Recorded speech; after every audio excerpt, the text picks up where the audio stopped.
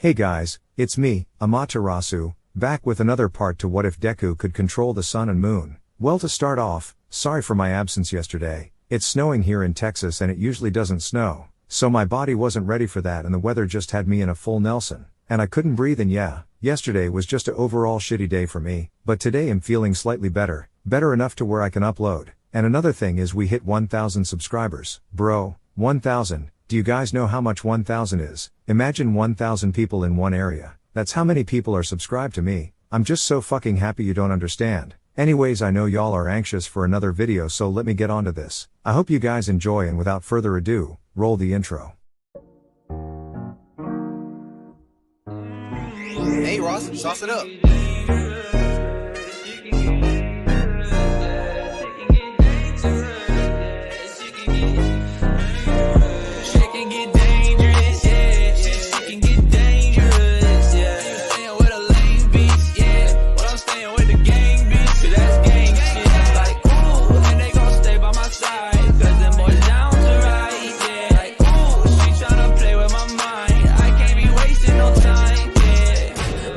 My wheels got in my bag and I got all my feels. I'm getting this paper, I'm stacking a meal. I'm with your hoe in the house on the hills. Yeah. I'ma keep it real, had to sacrifice to try to get my bands up. Shorty wanna fuck with me, she see me on the camera. She said she in love with me, but really I can't stand her. She just want part of this life cause she see me on the ground.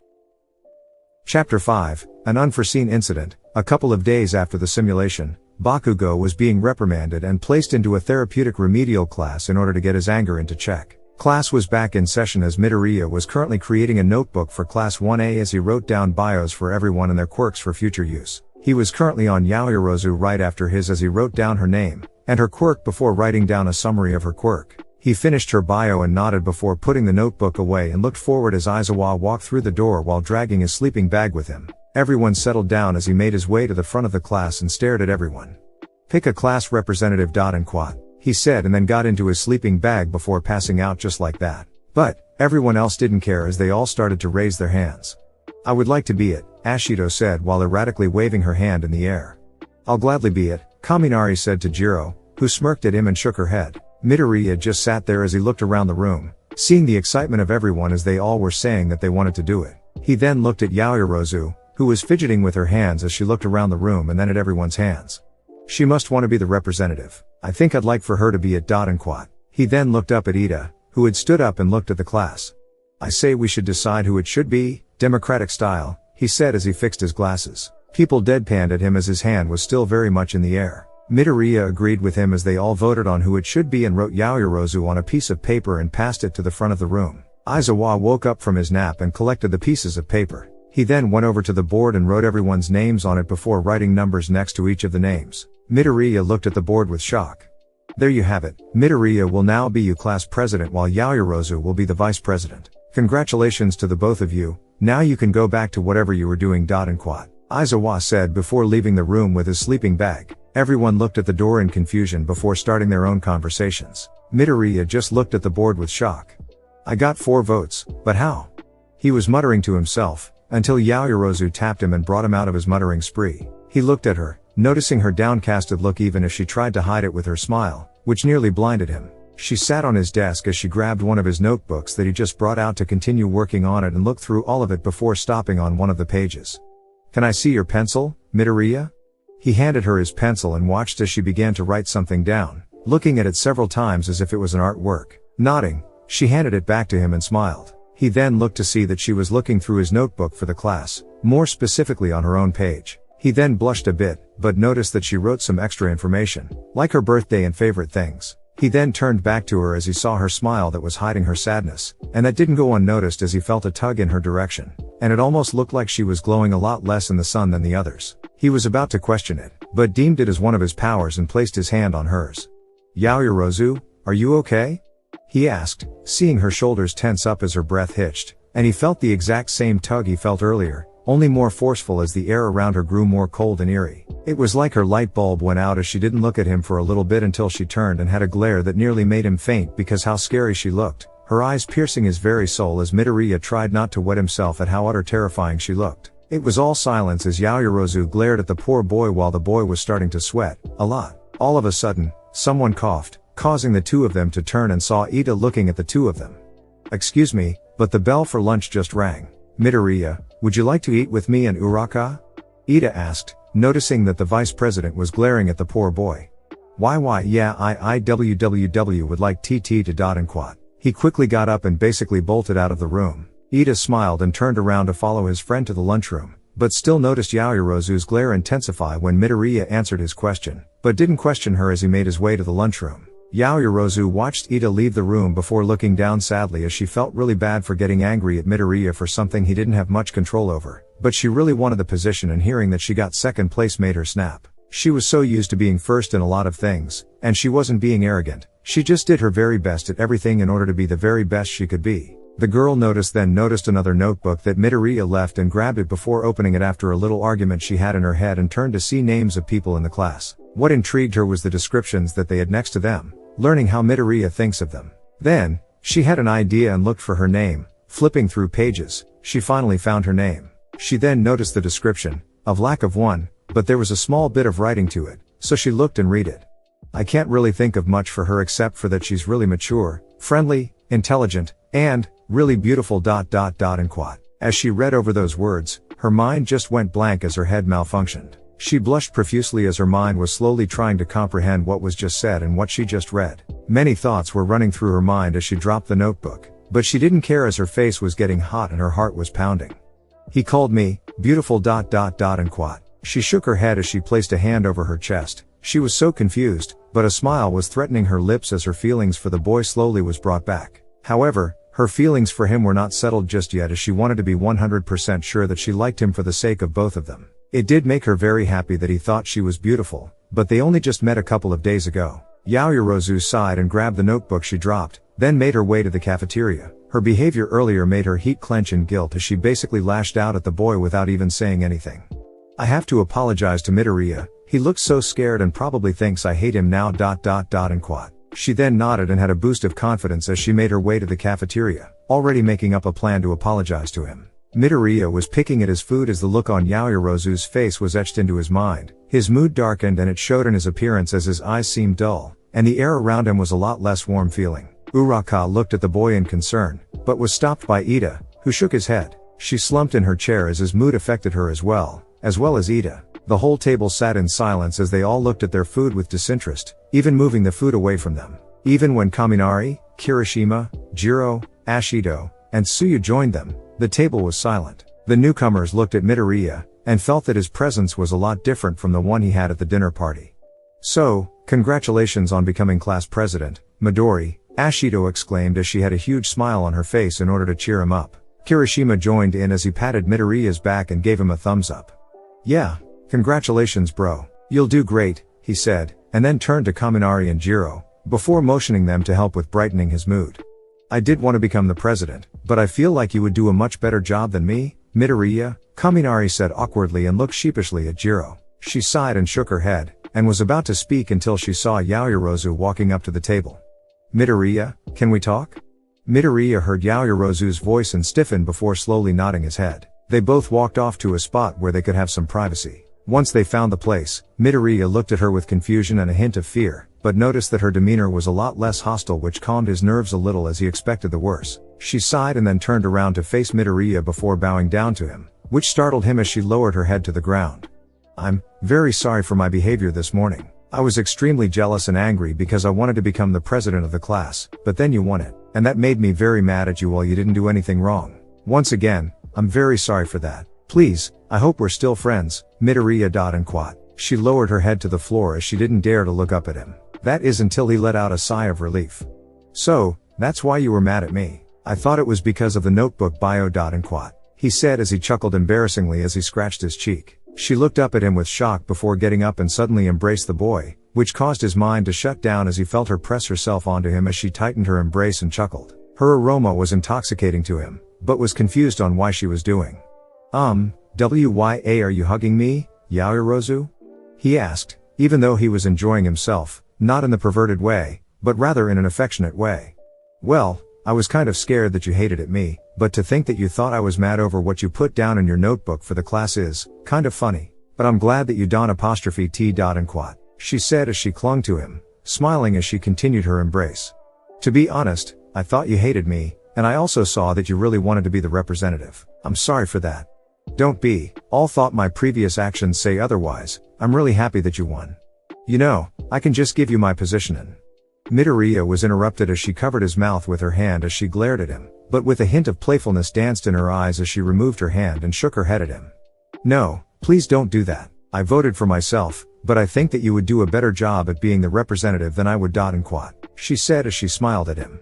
Actually, I voted for you, Yaoyorozu. Midoriya said while going back to scratching his cheek. She looked at him before smiling and once more tightened her hug as she rested her head on his shoulder. Thank you. She said, and then a smirk grew on her face as she got closer to his ear. So you think I'm very beautiful, Midoriya?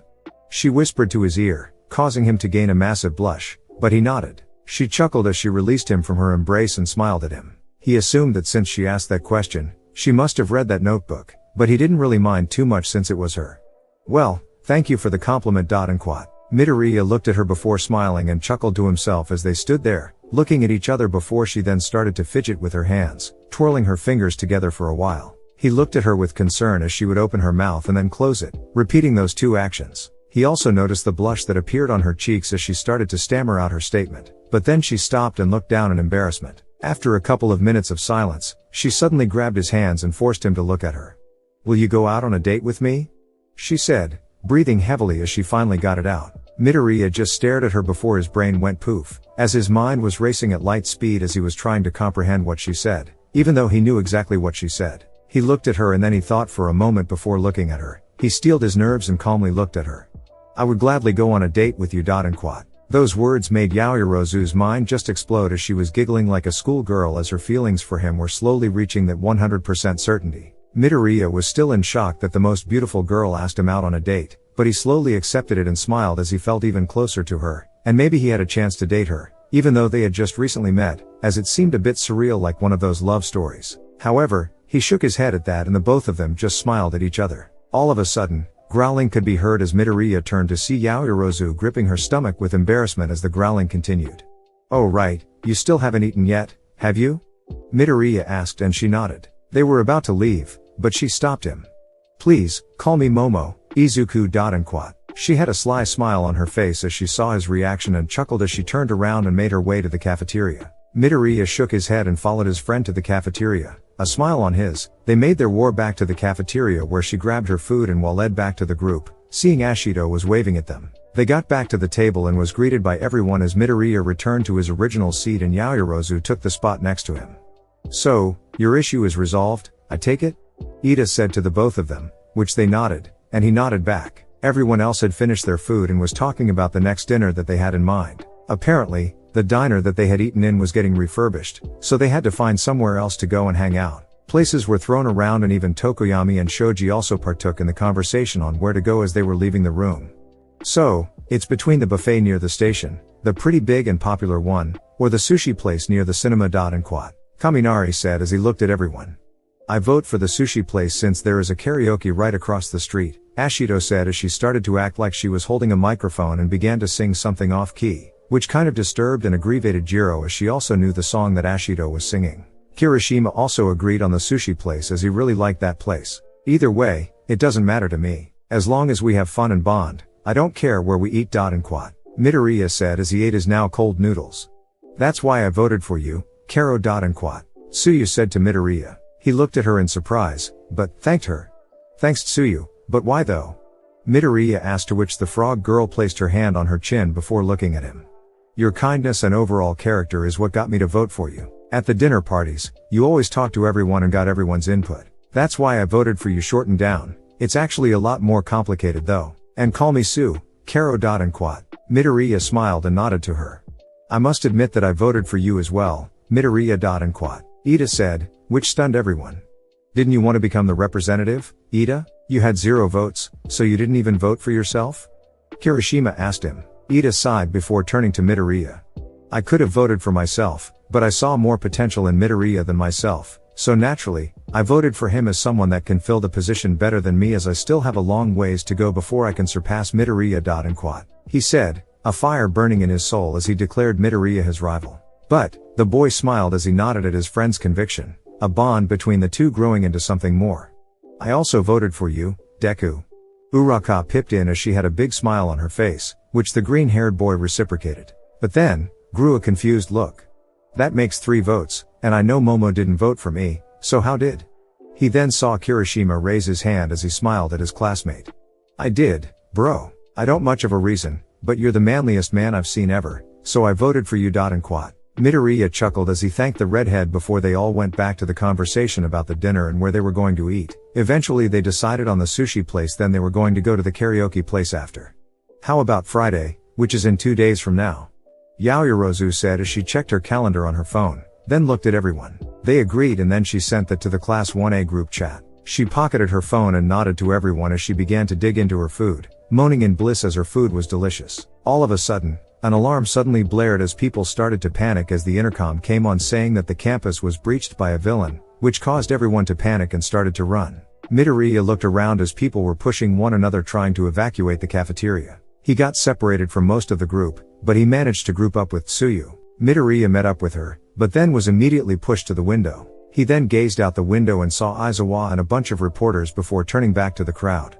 They don't see the reporters because everyone is panicking. Damn, I need to stop this. Just need to find somewhere I can get everyone's attention. Right, there. He saw the area above the entrance and then headed over there, once again meeting up with Tsuyu. Tsuyu, can you get me up there? He pointed to the area, which she nodded and quickly grabbed him with her tongue and jumped to the nearest pillar. She then managed to place him onto the platform. He gave her a thumbs up before looking at the wave of students as they streamed out of the area. Midoriya then quickly made a wall of sunlight that blocked the entrance, causing people to look up at him with anger, but he held his hand up and then pointed to the window. Listen, it's just reporters, please calm down. Nothing serious is happening, so please calm down and carry on. People looked and saw that what he said was true, and then people calmed down before going back to what they were doing. Midoriya sighed as he jumped down from the platform and dispelled the wall, then he sighed in relief. He felt suddenly exhausted from what just happened, but he sighed and walked over to his table, seeing that everyone else had already made it there. He saw the approving look of Ida and the rest had a look of respect for him as he sat down and looked at everyone smiling at him. What? He said to everyone, but all they did was chuckle, which furthered his confusion. But then Ida placed his hand on his shoulder and gave him a thumbs up. What you just displayed is why I voted for you, Midoriya. Being able to assess the situation and remain calm. And then you took hold of the situation and resolved it. I have much to learn in order to surpass you. And quat. He said as he pushed up his glasses. Midoriya blushed at the comment and thanked everyone before finally finishing his cold noodles. Once they all cleaned up, the table was cleaned, they all walked back to the classroom. A couple of minutes passed as the rest of the class trickled in, and finally entering was Bakugo and Aizawa. The blonde had an irritated look on his face while the teacher had the same old dead look he always showed. Once Bakugo was seated, Aizawa sighed and looked at the class. We will be heading out to do a lesson on rescue situations. Please wear your PE uniforms and meet at the entrance of the campus area. And quat. Aizawa walked out of the room as everyone started to get their uniforms and changed into them before going to the entrance to the campus. A bus was waiting as Aizawa was standing there all gloom and doom, counting each person as they got on the bus, and when they had 20, he got in and motioned for the driver to start heading over to the area they were going to have the lesson. Midoriya sat in the middle with Tsuyu and Kirishima as he looked out the window and frowned when he saw that the sun wasn't shining as bright as it should be, which got him on edge. His gut feeling was telling him something was bound to happen, and it wasn't going to be something that's all fun and games. He looked away from the window and bit his thumb as his irritation was growing from the feeling in his stomach, but he forced it to the back of his mind. Are you alright, Midoriya? He turned to Tsuyu, who was looking at him with her normal passive expression, but had a hint of concern in her words as she looked at him. He looked at her and shook his head. I'm fine, Tsuyu. Just thinking about something, that's all. And quat. Midoriya said as he looked back out the window before turning around, never looking behind him after that. Tsuyu looked at him before letting it go and sat there, turning her gaze towards Bakugo as he had his feet on one of the seats and had his normal explosive expression. He then snapped at Sero and Kaminari as they were making fun of him as they were comparing him to Midoriya and their contrasting personalities. This led Tsuyu to join the conversation as she basically said she preferred Midoriya over Bakugo. Then she called the blonde's attitude burning rubbish, which set him off, but also sparked Kaminari to also get into it. How vulgar. And quat. Yaoyorozu looked at Bakugo and sighed in exasperation, triggering a little chuckle from Uraka as they both smiled at each other and looked out the window, seeing the building as they entered a parking lot in front of the building. Everyone then started to trickle out of the bus, starting with Aizawa and ending with Sato. They looked at the massive building that was in front of them, taking in the sight as the door opened, revealing the pro hero, 13. Both Midoriya and Uraka were bouncing happily as Uraka got to see her favorite hero while Midoriya was being Midoriya. 13. Where is All Might? Aizawa asked as he looked for the symbol of peace. He was busy and had to handle something for Principal Nezu. And Quat. 13 said, but then looked over Aizawa's shoulder, straight at Midoriya and held up 3 fingers. The boy looked at the hero for a solid 20 seconds before getting it and nodded towards the hero, which made him subconsciously bite his thumb as the feeling came back. So, All Might went over his limit. That's not good, especially since I feel like something bad's about to happen as the sun isn't as bright and clouds were rolling in. That's not a good omen. Problem is, what's going to happen? Midoriya thought as he surveyed the area for anything that was out of the ordinary, but he couldn't see anything wrong nor sense anything as the clouds were now rolling over and thunder being heard in the distance. He cursed as his solar powers were no going to be at normal power now as he didn't have the boost of the sun, but this also proved beneficial as his lunar powers could now do damage like his solar energy, but it's still not as strong as it isn't technically nighttime, a sort of pseudo-night in a way. With that in hand, he closed his eyes and opened them, revealing that his eyes were now a silver color with a hit of yellow as it allowed him to have heightened senses and sight. He looked around him again, this time seeing a sort of ripple near the fountain at the bottom of the stairs. He focused his eyes and saw a black and purple energy slowly leaking from small gaps in the area. It was almost impossible to see to the naked eye, but it was also a bit strenuous as he closed his eyes, feeling the slight dryness in his eyes. He blinked and stepped next to Aizawa, who looked at the boy then back at the lecture that 13 was giving to the class about rescue. What is it, Midoriya? You weren't paying attention to the lecture. And Quat. Aizawa said bluntly as he looked down at the kid. I'm sure you've noticed the slight distortion near the fountain, yeah? What is that? Midoriya asked, causing his teacher to once again give him a large grin before dropping it and glanced at the fountain. I see, so you've noticed too then, huh? Most likely, a villain attack. What are we supposed to do, Mr. Aizawa?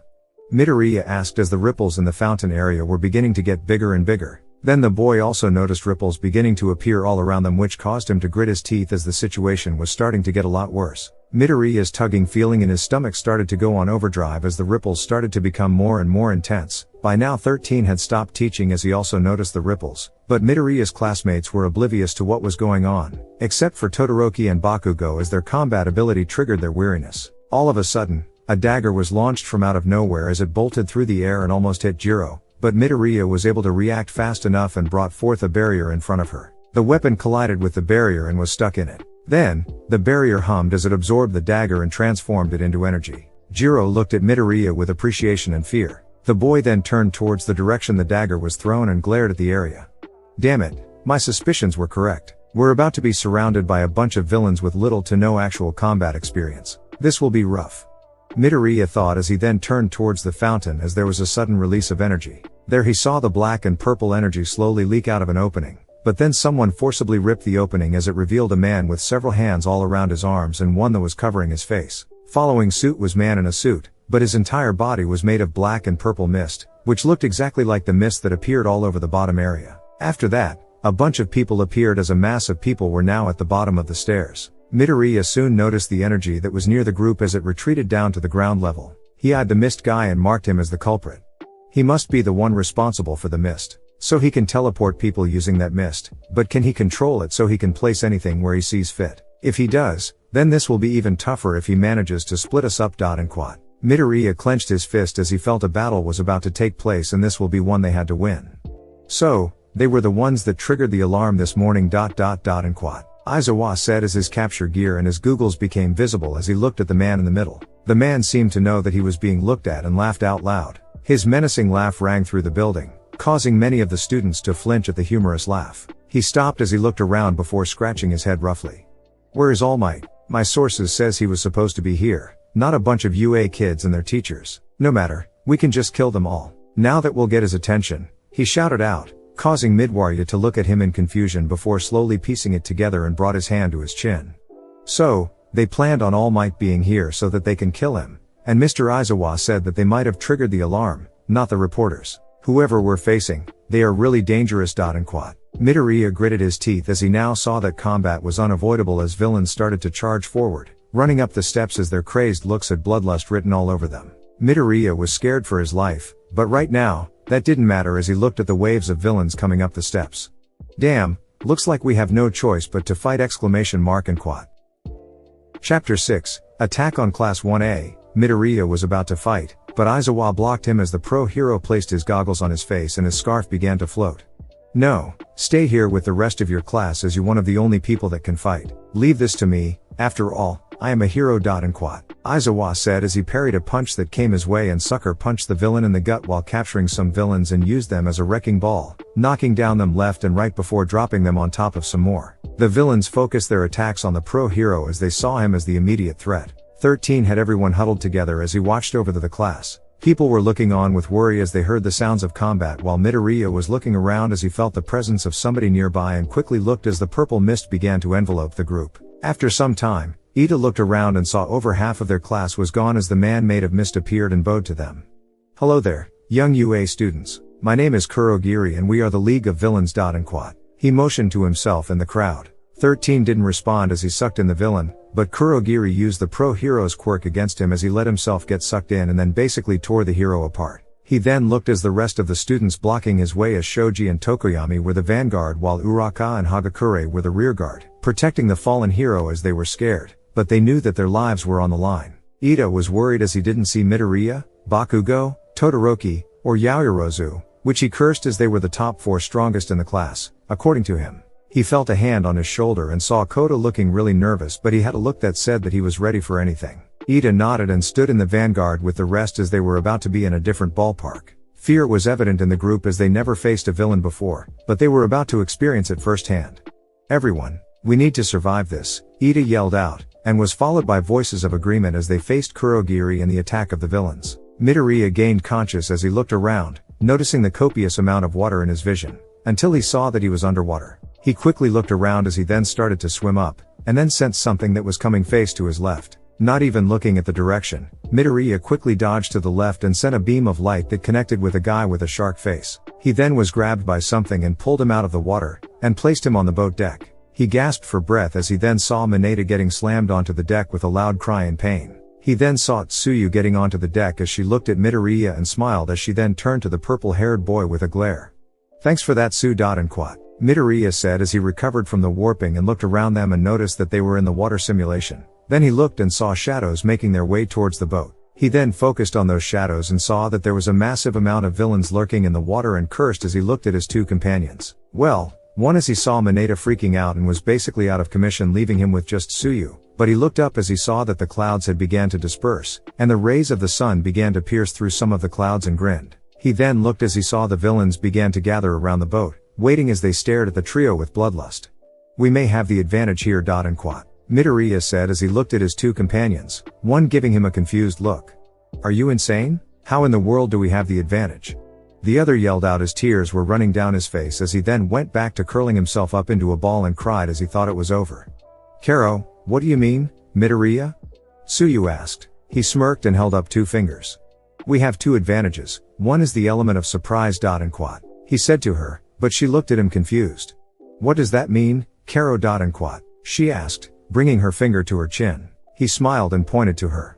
They don't know our quirks, but we know ours and each other's. Better to say that we are familiar with each other's quirks. If they did know our quirks, why are you here, in an area you excel at and not a place where you would most likely die? That supports the point that they don't know what our quirks are. The second advantage is that these guys are grunts most likely. Only the guy with the weird hand mask and the mist guy seem to be like the ones we need to look out for. It looks a lot more like quantity, not quality, so we can beat them. And quote. Midoriya said to the frog girl, who nodded. All of a sudden, a loud explosion was heard and caused the boat to rock side to side. They all turned to the area where the explosion occurred. The green-haired boy frowned as he looked at Mineta and Tsuyu, then looked at the area again. So, we weren't the only ones that were teleported. Man, I'm worried about everyone. And quote. He then summoned a little orb of light and launched it up into the air. His eye color changed into its solar state and then into eagle eyes as he examined the area using the orb he had sent up, seeing Aizawa continuing to defeat the grunts of the villain force, and then he cursed loudly. Damn it. The rest of our class is facing that mist guy and 13 is down for the count. I don't see Yaoyorozu, Kaminari, Jiro, Bakugo, Kirishima, and Todoroki. So, those are the ones that got warped like us. And quote. Midoriya sighed as his eyes returned to normal. It once again turned to its orange yellow. He sighed as he grabbed the orb and it disappeared. He then looked at Tsuyu and Mineta. We need to get out of here. The villains here will most likely try and capsize the boat. Midoriya then looked at Tsuyu. Wait. They both turned to their third companion, seeing the tears streaming down his face as he had his hands into fist, looking at the both of them. Why are you doing this? You know it's dangerous and yet you still do it, Mineta yelled at the two of them. Then an explosion was heard right next to them as the boat started to sink. Midoriya closed his eyes and sighed before looking at the shorter boy of the two. I know you're scared, Mineta, but we have to do this. We are training to become heroes, and if we run from this, what about the rest of our classmates? I don't know about you, but that's something that I don't want answered. Everyone is out there fighting to survive, so we need to do so as well. Tsuyu, are you ready? Midoriya didn't wait for her answer as he watched the boat sink slowly as the villains looked at him with lust for blood as they got ready for him to become their victim. Midoriya jumped into the air and held out his hand with his middle finger held down by his thumb. He breathed out before waiting for the right opportunity and took it. Delaware Smash.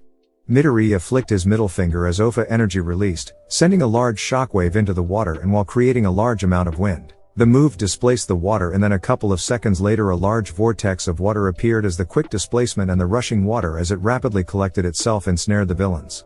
Sue, Midoriya yelled out. The frog girl nodded and grabbed Mineta before jumping out of the sinking boat and caught Midoriya with her tongue as they managed to escape the simulation area. Mineta, however, was still in turmoil as the words of Midoriya was slowly pitching away at his heart. He was scared, but the words of his classmate brought some light to the boy. He wanted to be a hero, so he grabbed his grape-like balls from his head and began to throw it at the vortex, causing the balls to stick on the villains, and then it stuck villains together as the vortex sucked them in, effectively defeating them. Midoriya looked stunned for a bit, but then smiled at the boy, who gave him a thumbs up as blood trickled down his forehead.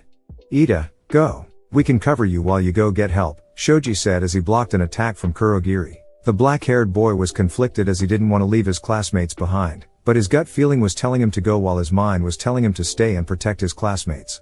Ida, don't worry about us. We need you to go get help, come on, Ojiro said as he blocked an attack and tried to counter but ended up hitting the mist. Ida watched as his classmates were protecting him from Kurogiri. He gritted his teeth and began to run towards the exit, but Kurogiri warped in front of him and tried to warp him away from the exit, but Uraka managed to touch one of the metal plates that the villain wore from behind and caused him to go into zero gravity. Ida looked at her in shock.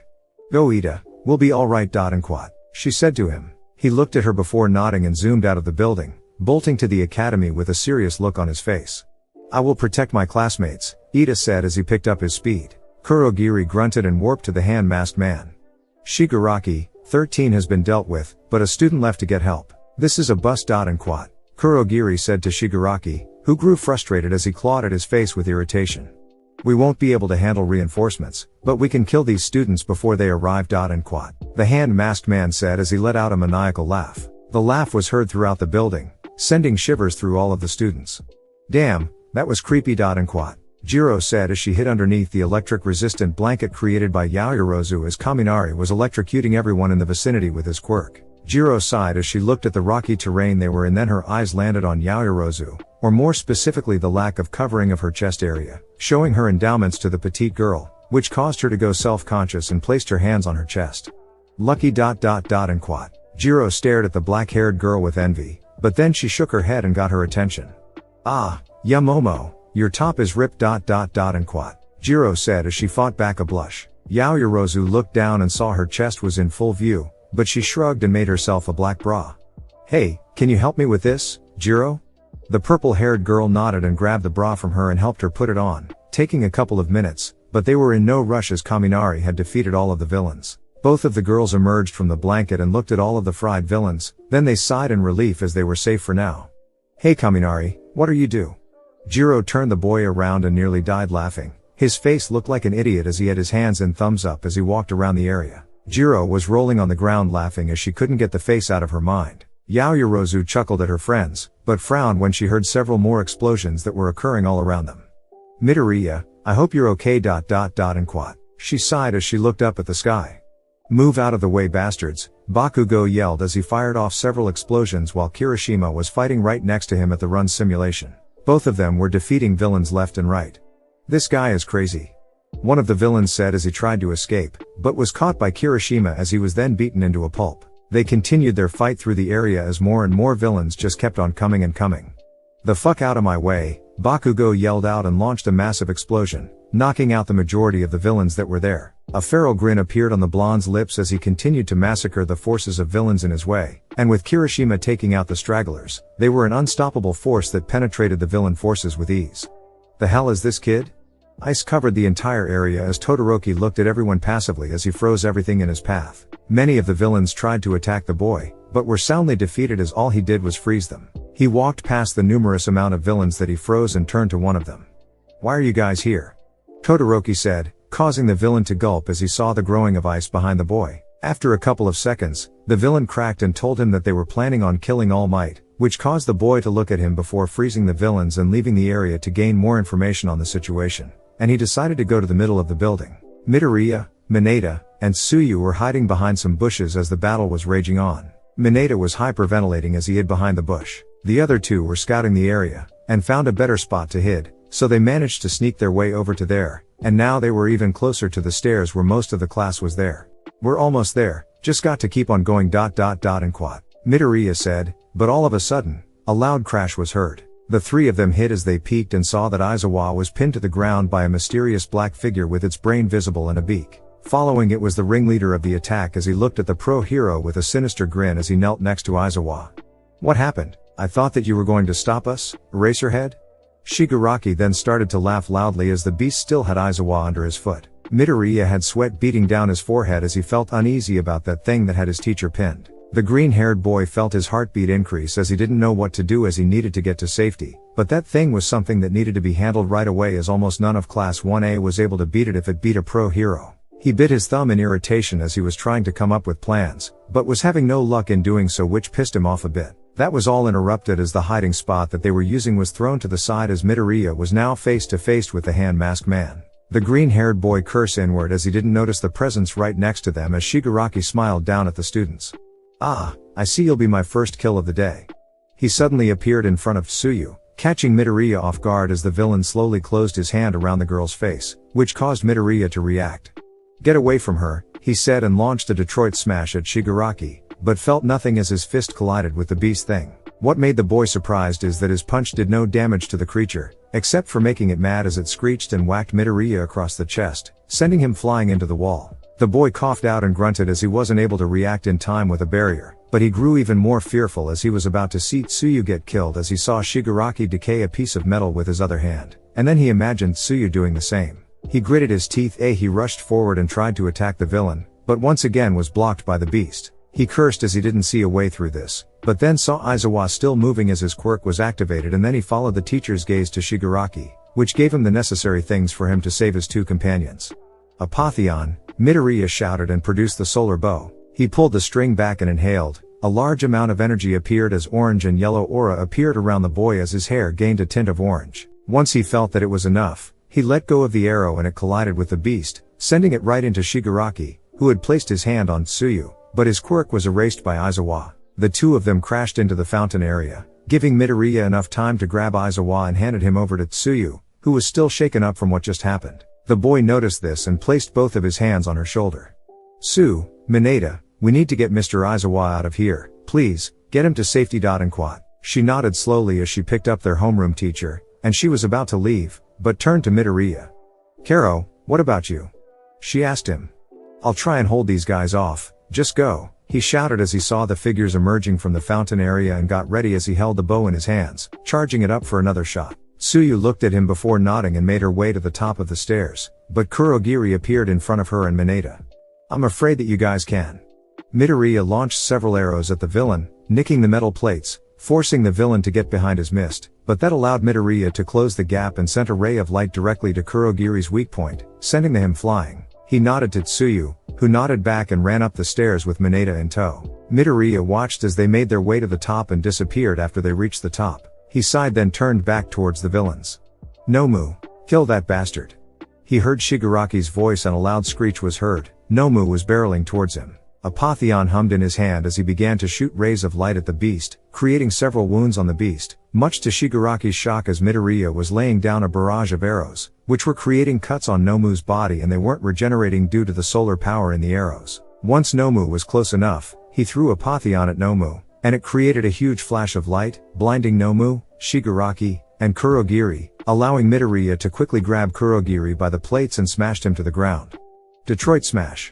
He directly hit the plates on Kurogiri, before he could warp away, dealing major damage to the villain. However, Midoriya ended up getting punched by Nomu as the flash didn't affect the creature and was sent into the fountain, pain soaring through his back and abdomen as he groaned out loud, but he got back up. His hand glowed and he pressed it to his abdomen, then his back, the pain fading away as he felt his energy rejuvenate in him as he glared at the creature. Kurogiri appeared right beside Shigaraki, who was getting more irritated by the minute as Nomu hadn't killed the boy yet.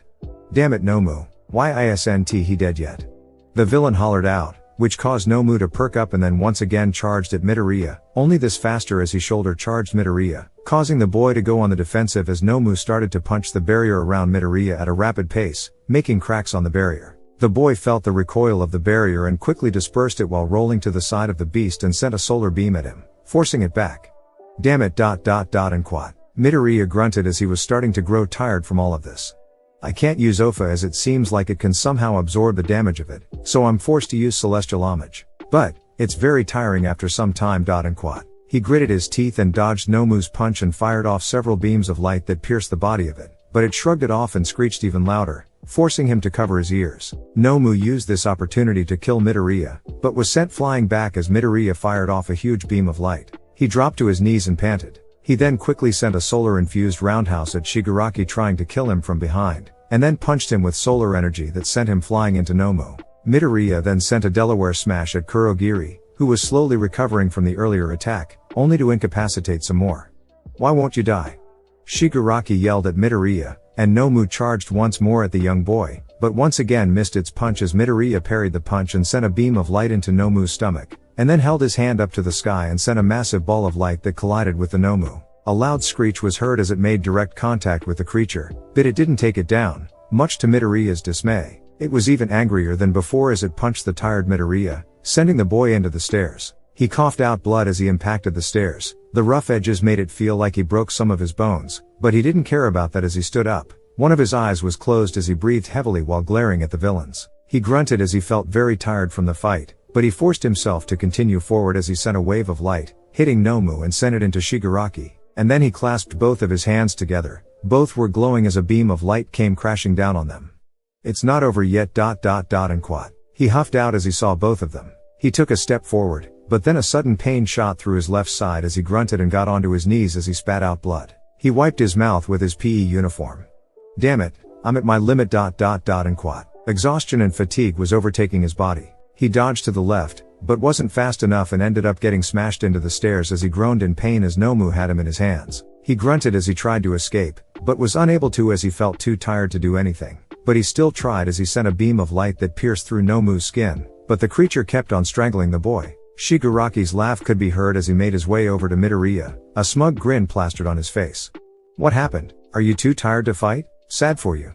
He cackled as Nomu began to crush Midoriya, but the boy relented as he headbutted Nomu and sent a small bright light into the eye of it, forcing it to drop him. He then sent several beams of light that collided with the creature, but it seemed like it was doing nothing. He grunted in pain as he sent a cross wave of light that exploded in the thing's face. He was slowly losing himself as the exhaustion was becoming more and more challenging to combat. He created distance from the thing as he gripped his arm in pain and had one of his eyes open. He wiped some blood that was trickling down his forehead and then he looked up, seeing the scared looks of Yaoyorozu as she had her eyes widened and tears were streaming down her face. Midoriya grunted as he got up and turned to face the villains. This time, even more grunts appeared than before and were making their way over to the top of the stairs. Damn it, why are there so many of them here? Either way, they can't leave this building. And quat. Midoriya said, but then dropped to his knees and coughed out blood, causing Yaoyorozu to run up to him with a worry expression, and tears was still building up at the corners of her eyes. Stop, you're hurt, Midoriya. And quat. She said as she looked over him with worry in her eyes. He looked at her, then at the villains and tried to get up, but fell face forward. He groaned and launched a wave of light that went down the stairs and caught a lot of villains. After quite a while, it exploded at the bottom of the stairs, sending a lot of villains away and putting them out of commission. Midoriya wheezed as he was just about ready to pass out, but Yaoyorozu gripped him, stopping him from going and fighting some more. Are you alright, Midoriya? He looked and saw Kirishima behind Bakugo as they ran over to the pair, defeating villains left and right. Also, ice appeared and froze villains, and Todoroki appeared as he froze more people. The three boys stood in front of Midoriya and them as Bakugo looked down at Midoriya and smirked. What happened, Deku? Can't handle some villains now? he said tauntingly, which caused Yaoyorozu to uncharacteristically let out a growl as she glared at the blonde, but he didn't notice it as he was too busy looking at all of the villains with a wicked grin. Kirishima was pumped up as he got into his fighting stance, and Todoroki had his hand out as he was waiting for them to come so that he could freeze them. Shigaraki growled as he was getting beat by a bunch of students. Damn it. Why the FU _? Doors were swung open as everyone looked at the entrance of the building. All Might appeared with his teeth clenched as he looked at his fallen comrades, then to his students, taking in the sights of their injuries, and then they landed on Midoriya and his current condition. Ida panted as he looked at everyone with a worry expression on his face.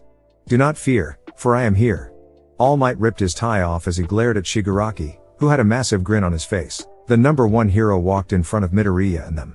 All Might ... and quat. Midoriya muttered out before finally letting unconscious overtake him as he passed out in Yaoyorozu's arms. She gripped him tightly as she looked up at All Might, who was gritting his teeth. I know you all were scared, but don't worry, I will be taking care of things now. And quat. He said and then disappeared from the top of the stairs as he zoomed through the line's villains, instantly taking them out as gusts of wind intensified, creating a ton of wind pressure that blew back even more villains. Shigaraki watched the scene unfold and cackled loudly. Nomu, there's your target, kill him. Nomu screeched and charged at All Might, who saw this and followed suit. They both were at a standstill as they tried to overpower the other, but All Might used the strength of Nomu to his advantage and quickly dropped his attack, causing the Nomu to fall forward. Texas Smash. All Might punched the abdomen, but was surprised as Nomu took the hit like a champ and punched the hero in the face before ramming into him with its shoulders. It then tried to attack while All Might was down, but the hero quickly got up and punched it again. This time it still absorbed it, but it sustained some damage as the fight with Midoriya weakened it quite a bit, and Shigaraki saw this and yelled out in frustration. Damn it. That brat weakened Nomu? How he fuck did he do that? He was scratching his face and body very roughly as the frustration the villain gave off was immense. All Might punched Nomu in the face, and then jumped away as the creature tried to grab him. California Smash.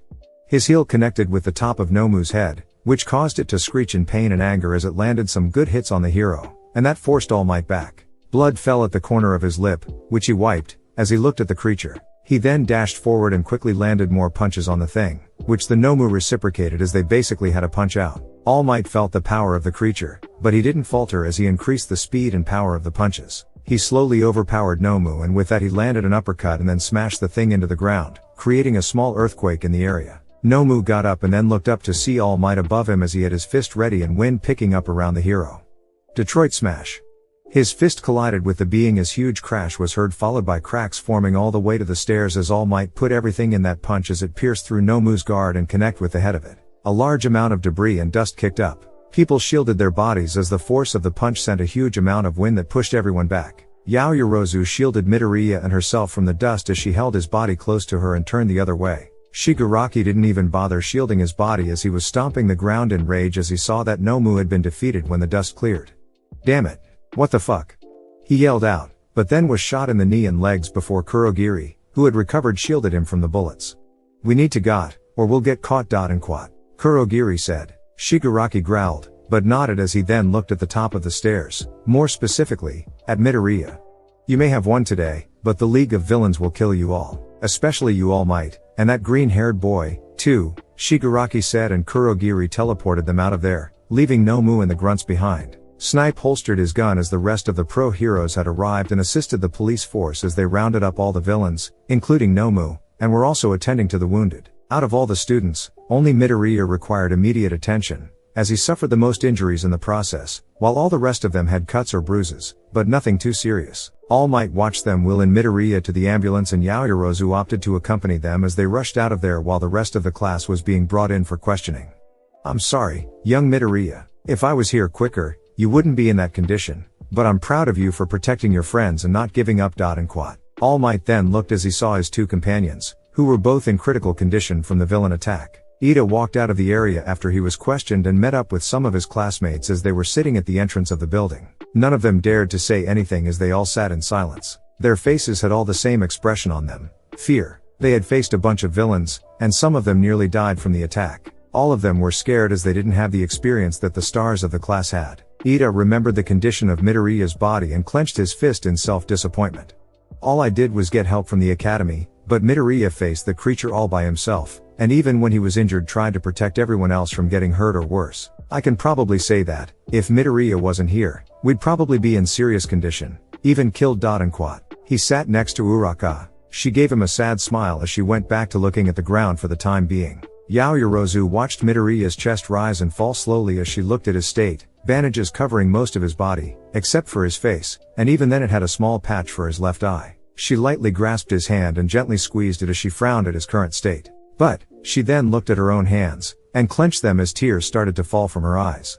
I'm so useless, I couldn't do anything but watch as Midoriya was getting hurt from that thing ... and quat. She looked glumly as she ended up crying herself to sleep at Midoriya's bedside. Several of the doctors, Toshinori, and Detective Tsukuchi walked in and they saw the girl sleeping alongside the bed, so they tried not to wake her as the doctors began to check up on the boy's condition before making their way out of the room to check on the two pro-heroes. Toshinori and Tsukuchi looked at the boy before walking out of the room. So, he's your successor, Toshi? He will have a rough time from here on out. And quat. The detective said as he leaned on a wall and looked at his friend, who was looking out the window in the lobby. I'm sure he will be able to overcome anything that comes his way. You know, he kind of reminds me of you, Toshi, rather if that's good or bad, I can't say. Yeah, he does too. And quat. Chapter 7, The Sports Festival. Midoriya groaned as he opened his eyes, only to be blinded by the bright light the sun was giving off, forcing him to close his eyes and close the curtains. He sighed and stretched his arms, noticing the bandages wrapped around his arms. Then he looked under the blankets and saw that he was wrapped in bandages. He ran his hand over the bandages, hissing in pain when he went over a tender spot. He then looked down at the other occupant in the room. Her light snores were heard as she had a frown on her face. He then placed his hand on her hand and started to slowly rub it, causing her frown to disappear, and a smile replaced it as she continued to rest, but now had a peaceful expression on her face. He sighed and looked at the tray next to him, which had breakfast for the two of them. From what he saw as it was covered with a lid. Seeing the food made his stomach growl as he looked at the delicious food, but then looked at it again. From my experience, hospital food isn't that good, but I'm really hungry. And quat. He rubbed his stomach as he looked and saw that he wasn't hooked up to anything, so he got out of the hospital bed and grabbed one of the trays. He opened it, releasing a buildup of steam which wafted in his direction. He sighed in delight as it smelled really good, but he wasn't getting his hopes up as he took a bite out of the pancakes and deadpanned as he swallowed the food before putting the lid back on and placed it back on the cart. That was horrible. And quat. He muttered as he looked at his sleeping occupant and walked over to her. He looked at her peaceful expression and felt guilty for waking her, but it was almost time for school as he checked his phone. He gently shook her, but she whined and told him to stop. He chuckled and shook her again. This time she stretched and muttered something about hating mornings as she yawned, stretching her arms as she let out a satisfied moan. She then looked at the person who awoken her, and her eyes widened as he smiled. Midoriya. And quat. She said as her eyes started to tear up, causing him to feel a bit guilty. Yaoyorozu. And quat. He looked at her as the tears started to fall down her face, but her face had the biggest smile he had ever seen as she stood up and knocked him onto the bed as she wrapped her arms around his neck as she pressed herself onto him tightly. He was blushing like a madman, but he slowly wrapped his arms around her waist and pulled her in tightly as they both held each other tightly, not noticing the audience that they had peeking behind the door. That's it, my boy. All Might whispered to Inko, who was still surprised as she was talking to her son's idol and the #1 hero in the world. When she heard that he was in the hospital, she immediately bolted to see if her son was okay, meeting the hero himself shortly after arriving the hospital. Needless to say, she was very honored to meet him. She is very beautiful, to think, my son got a girl this beautiful. I'm so happy. And quat. She said as she grabbed her handkerchief and wiped her eyes. After a while of spying on her son, Inko knocked on the door and opened it. Seeing the red faces of the two occupants as they were sitting next to each other with their hands in their, smiled at the pair and handed Midoriya a school uniform and a lunchbox, which was All Might themed, causing the said hero to snicker outside the room. I'm so glad that you're alright, Izuku. And who is your beautiful friend? I assume she's from UA as well. And quat. Inko said, and noticed the blushes on their faces grow ever more red. She chuckled softly and looked at Yaoyorozu, who stood up and bowed. Hello, Mrs. Midoriya, I'm Momo Yaoyorozu. And quat. Yaoyorozu said as she bowed and smiled at the mother. Midoriya looked at his mother with embarrassment, but couldn't agree on her statement. He then grabbed his uniform and headed to the bathroom in the room. Yaoyorozu watched as he entered the bathroom, and sighed as she sat down on the bed, not noticing Inko's sly smile as she also sat down on the bed and looked at the girl. You like my son, don't you, Yaoyorozu? Inko asked the girl, taking in the immediate reaction that she displayed. Her whole face turned instantly red as she started to stutter, but she stopped once the older woman chuckled and placed her hand on the girl's shoulder. Don't worry, My Izuku always talks about you when we have dinner. He always talks about how amazing you are, and how beautiful you are. I can see why my son likes you. Inko said, causing the girl to blush even further, but she also looked at Inko with curiosity. Wait, Midoriya likes me. Yaoyorozu finished her sentence with a massive blush on her face as she placed both of her hands on her cheeks, causing Inko to chuckle and nodded. Oh yes, he never had a crush before, but you're his first now, and I approve of you. Please, take care of my son. Inko said as she bowed to Yaoyorozu, causing the girl to quickly shake her head as she wasn't used to this, but she heard the genuine concern for her son, and that brought a smile to her face. Yaoyorozu tapped the mother's shoulder, causing her to look up. Of course, Mrs. Midoriya. She smiled and nodded. Please, call me Inko, I insist. Anyways, you two should probably get to school as it's about to start. And please, if you can, stop by and have dinner with us someday. I'm sure my son will love to have you over. Inko smiled as she looked at Midoriya, who had just walked out of the bathroom, and hugged him before walking out of the room. Midoriya smiled and looked over at Yaoyorozu, who was twiddling with her thumbs and had a massive blush on her face, but she was also smiling. She looked up at him and smiled wider, causing Midoriya to lose his breath. Was she ever this beautiful? I felt like she's even more beautiful than before. Midoriya blushed and grabbed his bag, which his mom also left, and looked at Yaoyorozu, who was looking at the ground. He looked at her and walked up to her. Hey, are you okay? He couldn't finish his sentence as he felt a pair of lips on his. His mind started to malfunction as he felt Yaoyorozu kissing him, his whole body feeling like jello as he struggled to comprehend what was happening. But his instincts took over and he slowly closed his eyes, pressing his lips onto her as they kissed for a couple more seconds until they were forced to pull back from the lack of airflow. Both of them were panting as they both looked at each other and blushed, but they both were smiling as they interlocked hands. So, I guess we're a thing now. Midoriya said, but Yaoyorozu shook her head and looked at him expectingly. He looked confused, but then it hit him like a truck. Midoriya cleared his throat and pulled her closer to him. Momo Yaoyorozu, will you be my GG girlfriend. Midoriya stuttered the last part out, but Yaoyorozu didn't care as she happily wrapped her arms around his neck and pulled his face closer to hers. Of course, Midoriya. She was blushing like a schoolgirl, but she was very happy and pressed her lips onto his once more, both pouring their feelings into the kiss. He tasted strawberries and he liked it as he pulled her even closer as she wrapped her arms around his neck tighter. They were simply enjoying the other's embrace as they pulled back with another sigh of relief. Midoriya smiled at her before checking his watch and his eyes widened.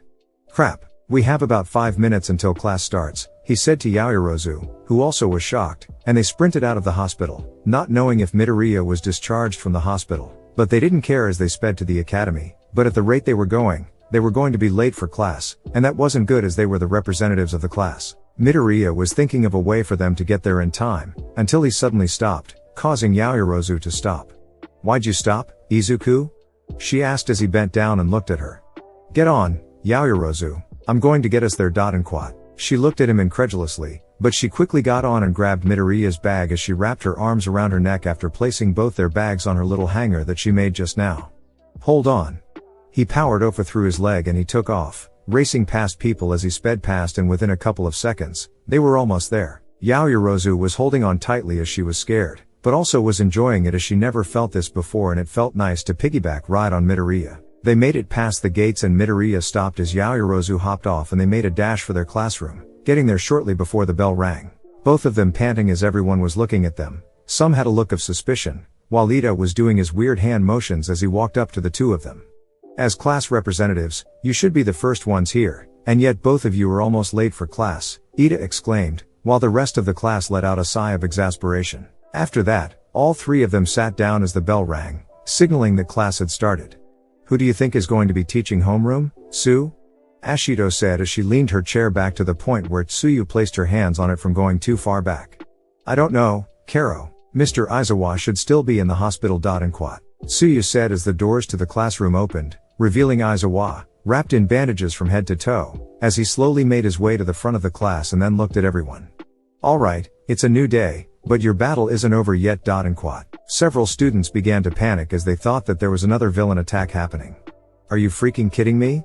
Mineta shouted out, tears in his eyes as he thought he was going to die. Several murmurs of uneasiness rang through the class as they waited for Aizawa to explain. I'm referring to the sports festival. Sighs of relief was heard. Mineta was still flipping out from the lack of context beforehand. They're still doing it after what happened at the USJ? Jiro asked.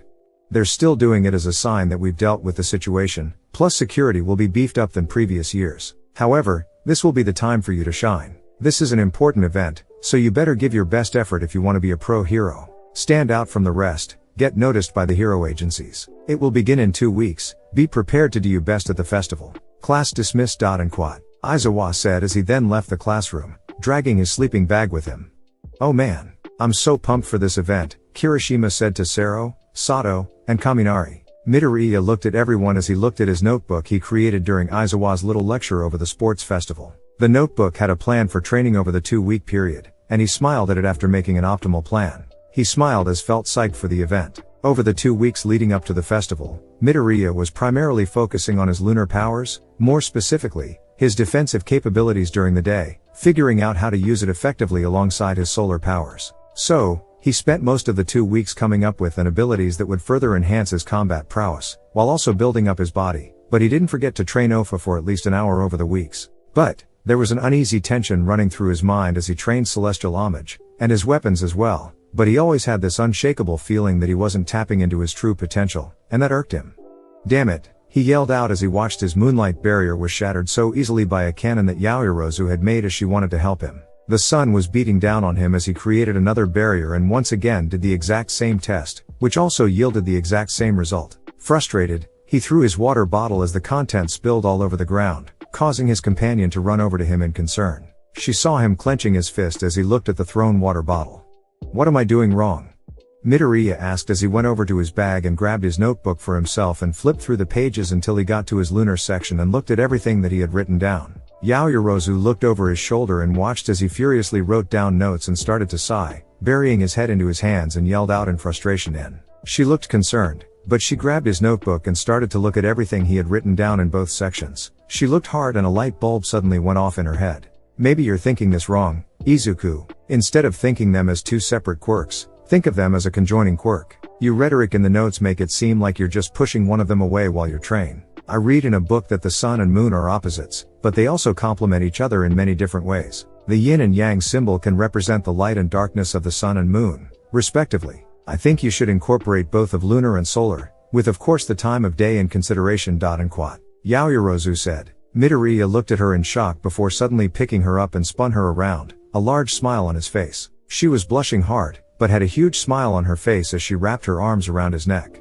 I can't believe my answer was right in front of me, Midoriya said as he stopped spinning her, but his smile never leaving his face. Yaoyorozu blushed even harder as he let her down and ran over to his notes, and started to rip out pages out of the notebook until she ran up to him alarmed and saw that he had ripped out the pages for his quirk and started to write new ones. After a couple of minutes, he smiled and nodded, then looked over to her and nodded. She saw the intensity in his eyes and smiled at her boyfriend before giving him a serious look and created a whole line of cannons. Midoriya looked at the line, but he kept his focus as he felt a weight has been lifted from his shoulders as he suddenly created a barrier, this time infused with the powers of the moon being backed up by the powers of the sun.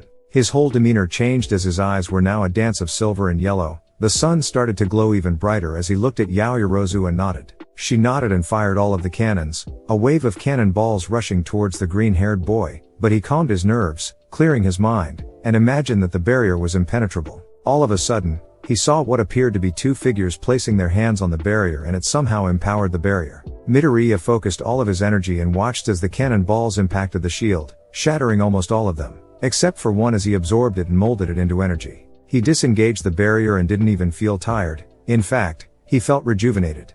Izuku. Yaoyorozu ran over to him and leapt into his arms. They held each other, smiles on both of their faces as Midoriya felt the connection with the sun grow, and he assumed his connection with the moon would be the same. He shook his head and smiled as he felt great about his quirk. After letting Yaoyorozu down, he then started to practice some more barriers and began to gauge how wide and large the barriers can be, to get a good feel on the parameters. As his solar powers began to develop more and more, Midoriya was able to figure out numerous advantages his quirk had. First, he could make himself invisible by using the sun as a camouflage while he exerted light from his body, and that ends with him being able to be invisible to the naked eye. Second, he also noticed that he was a lot faster whenever he's using his solar powers, and combined with his ability to hide his movements and emit any sound that he makes with his lunar powers, soon he was able to make that into a pretty useful trick. For his lunar powers, he was able to move stealthily anywhere he went and was able to be one with the darkness. He was also able to track anyone once he got their scent, and was able to some amount of control over gravity during nighttime. After that, he kept on figuring out more and more of his quirk, finding out things like levitation, reflection, and refraction to name a few. He also continued his research over the sun and moon, learning that he could also heal with his lunar powers, but they are less potent than solar healing. He also took mental note that he could surround himself with an aura that could protect his body and his mental state as well. He also was discovering new myths and legends about the sun and the moon, however was unsuccessful in finding a lot. He also worked on his weapons training with Yaoyorozu, more specifically the naginata. She put him through hell as she gruelingly trained him, constantly beating him up as she pounded the basics and techniques. Needless to say, he quickly was able to get the hang of using the naginata, as it was very similar to a staff, which his girlfriend was a master at. He slowly became better with it as the 2 weeks went by. In secret and at night, he would practice with All Might at Takoba and improve his control over Ofa. With the help of the calming oceans and the feeling of tranquility the moon had on him helped with the training. He ran the coastline of the beach area with Ofa in his legs as he did this almost every night with All Might for an hour, and when the weekend after the second week, he solely focused on honing Ofa and improving his performance. All Might was watching his pupil's growth with Ofa and couldn't be any more proud than he was at the moment as he saw himself in the boy. Master, I couldn't ask for a more perfect successor. I imagine that he will change the course of history and defeat the greater evil. And quote. All Might thought as he looked up and saw a shooting star streak across the night sky. The hero smiled as he felt that Midoriya would be the star of his generation and would lead the world into one of peace and unity. The 2 weeks passed as Midoriya waited in Class 1A's waiting room at the stadium where the festival was going to take place, and he felt pretty nervous as he saw the freshmen of the different classes, and needless to say, there was a lot of people. He was playing with his thumbs as he waited for the big reveal of Class 1A. Many of his classmates were preparing themselves for one of the most important events in their hero careers, and some were doing some warm-ups to loosen their bodies from the stress. Midoriya. And quote. The green cinnamon bun turned and saw Todoroki walking up to him, a passive-aggressive look on his face. Midoriya stiffened a little as the Fire Ice user looked at him, and silence quickly swept through the room as people were interested on what was going to happen between the two. I'm pretty confident that the two of us are the strongest ones in the class, however. And quote. Midoriya wasn't interested beforehand, but he was now zoned into what his classmate was saying. I believe that I will triumph over you, Midoriya. And quote. Todoroki said. Several people began to voice their disapproval as the two boys stared at each other. Yaoyorozu looked concerned as Midoriya and Todoroki had a stare down, but it only lasted a couple of seconds as Todoroki disengaged and started to walk out of the room. Wait. And quote. The dual element quirk user turned and saw Midoriya with a serious look on his face, but also his eyes were now the familiar golden haze, but more pronounced. I don't think that the two of us are the strongest, because everyone has their strengths and weaknesses, but I do believe that everyone in our class, heck, even the entire school has something going on for them. And a matter of fact. And quote. Midoriya looked at Todoroki in the eyes. I'm winning this festival, so you better watch out. And quote. Midoriya left that hanging. Todoroki just looked at him before turning around and continuing out the doorway, but not before saying something to the green-haired classmate. Interesting. After the little scuffle between classmates, everyone was getting ready as the 5-minute warning sign flashed in the room, causing everyone to exit the room and walk towards the designated area. Midoriya was the last person to leave as he shut the door and saw Yaoyorozu waiting for him, alongside Ida and Uraka. The bubbly girl waved excitedly as the green-haired boy met up with his friends. I'm so excited, Uraka exclaimed as she had her hands in the air and was waving them erratically. Midoriya chuckled at her actions, but also agreed as he felt the adrenaline pump throughout his entire body. This is going to be a big event, remember to give it everything you've got. This is a huge opportunity to impress the big heroes. And quote. Ida noted as they soon caught up with the rest of their class as the roaring cheers from the crowd was booming throughout the hallway. Midoriya's heart began to pound at a rapid pace, but he was excited for the event. Ladies and gentlemen, welcome to the UA Sports Festival. This is a huge event for out freshmen. So, coming now is the Hero Course class, Class 1A. The crowds began to cheer even louder as Midoriya and the rest of the class began to walk out to the center, seeing the massive crowd up in the stands. And now, the other hero class, but with the same potential, Class 1B. Class 1B students began to file out of their entrance. General classes C, D, and E also making their entrance, followed by support courses F, G, and H, and finally business courses, I, J, and K. All the freshman classes are here. The large amount of students were gathered at the center, where a platform was appearing from the ground and then midnight appeared, much to the boys' delight and the girls' annoyance. The 18-plus hero walked up to the platform and looked over the group of students and had a huge smile on her face. "Welcome to the sports festival," cheering roared as Midnight chuckled and held her hand out for everyone to settle down before she started to speak again. "As usual, we're going to start off with a few words from the freshman representative, Izuku Midoriya," Midnight said as she pointed her whip at the young boy, who was shocked and nervous from being called out, but he sighed and nodded. His whole demeanor changed as the air around him changed to something that royalty or someone with high regard carried around them. He got up to the stage and walked up to the mic and looked at the crowd of students.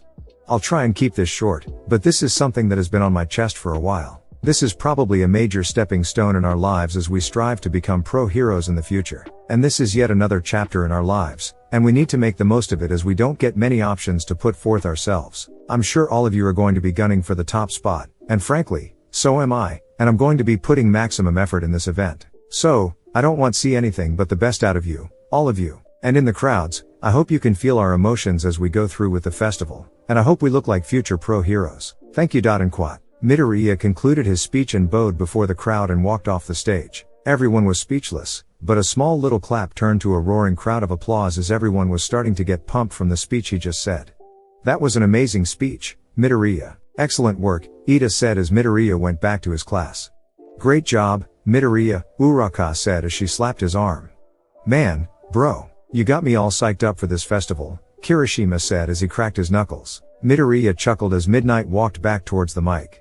What an exhilarating speech from Izuku Midoriya. Anyways, on to the first event of the festival. She then motioned towards the large screen as it started to cycle through different events until it stopped on an event.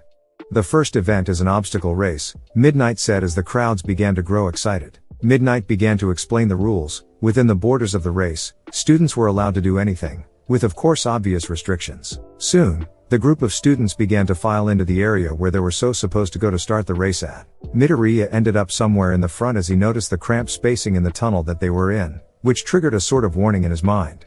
With this tunnel and the race, this could very well be an obstacle as the narrow spacing of this tunnel could possibly hinder your beginning as people can get trapped in the tunnel. If that's the case, being relatively in the front of the group, or have a quirk that can let you bypass the traffic, then you're all good. However and quote. Midoriya saw Todoroki up at the front, which immediately made him grow wary of his classmate as he felt the temperature drop slightly, which would have been brushed off from someone not worried about that, but he knew that more than likely, Todoroki would freeze the ground in order to trap everyone in the tunnel and make him have a head start. So, Midoriya waited as the countdown for the race was starting. 3, 2, 1, go.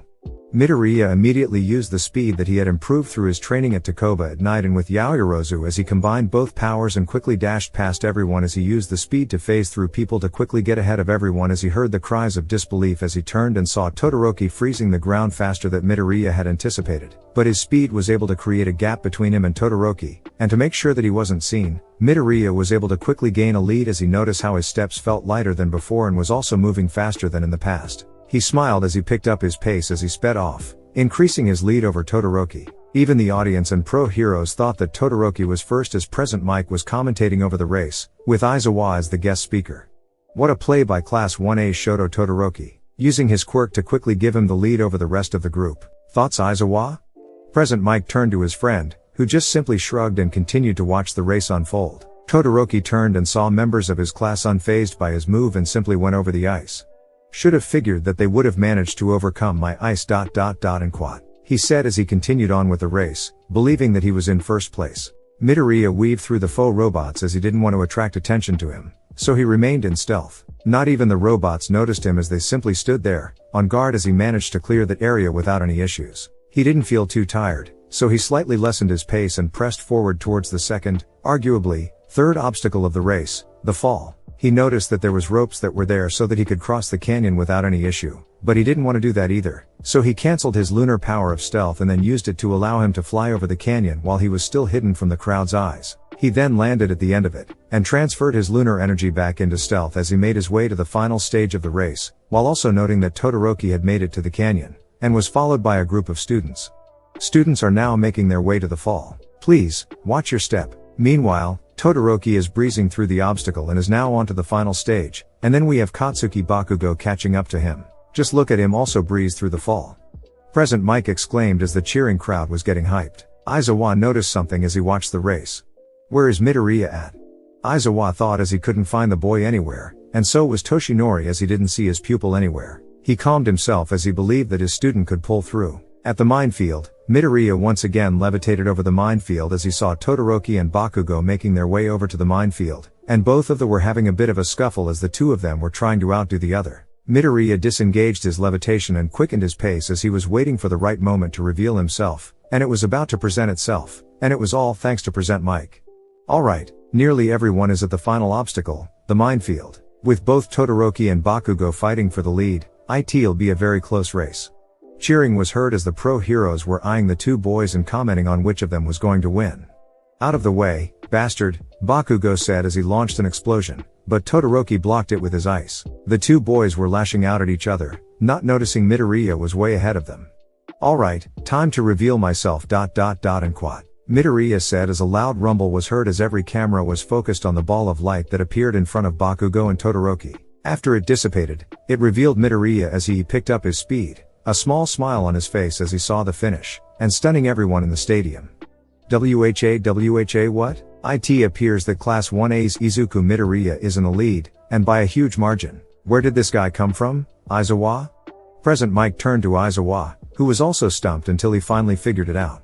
He used his quirk to gain an advantage and was able to hide himself from everyone, including ourselves. Combined with that, his speed was another factor for him to actually be the one in the lead. He must have used the situation in the tunnel to quickly get a lead over Todoroki and the rest of the group. Pretty clever ... and quat. The bandage-wrapped hero said. Pretty impressive, kid. Wow. Izuku Midoriya was actually in the lead this entire time. Aizawa, why do you have all the strong students? I wonder that myself sometimes ... and quat. The participating students all were shocked that Midoriya had such a huge lead, but both Todoroki and Bakugo were both speechless as they both saw the disappearing figure of the boy run into the hallway to the finish line. Damn it, Deku, Bakugo said as he tried to pass Todoroki, but the red and white-haired boy blocked him as a couple of seconds later. He also entered the hallway, and then was followed by a pissed-off Bakugo. Midoriya was running through the hallway as he saw the light at the end and he crossed into the light, hearing the cheers and applause from the crowd as he looked at Toshinori, who gave him a thumbs up and had a huge smile on his face. Midoriya smiled and reciprocated it with a thumbs up of his own. He then noticed that Todoroki and Bakugo had arrived as well. Here we are, folks. The winner of the race is Izuku Midoriya, the boy who caught us all off guard.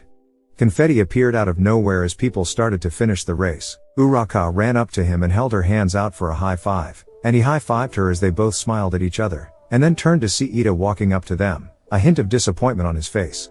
Congratulations, Midoriya, you had us all beat with your little stunt you pulled. I must say, I'm rather impressed with your performance. And quat. Ida said, and Midoriya smiled at him as they both shook each other's hand. A couple of seconds later, he saw Yaoyorozu finishing the race, and she had her top opened, revealing her black bra. He ran over to her as he noticed that she had a look that screamed something was wrong. And quat. When he got to her, she had a look of relief when she saw him.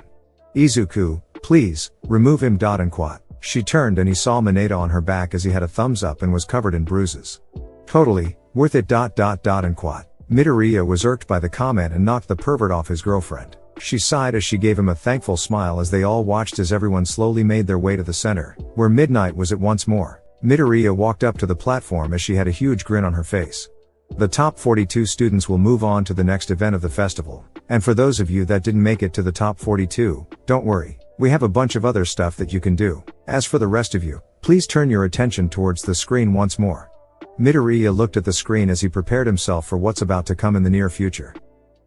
Chapter 8, The Moments of Festivity. The screen once again scrolled through numerous events, creating tension among through group of contestants. Midoriya felt sweat drip down his spine as he felt nervous about the next event, seeing the screen slowly slow down until it landed on the next event as the massive crowd bellowed with excitement. Midnight smirked as she saw the event and waved her whip to the students.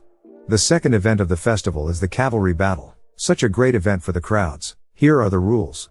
The pro hero turned towards the screen as it changed to a picture of All Might being carried by 13 as the vanguard and Present Mike as the rearguard. Point values were issued towards each of the members of the team, and then a total score was off towards the side. Midoriya looked at the image and started to visualize what was about to go down in the event, and ended up with plenty of scenarios, but almost all of them had a similar characteristic. He was targeted out of the gate. He bit his thumb as Midnight continued on with the explanation for the event.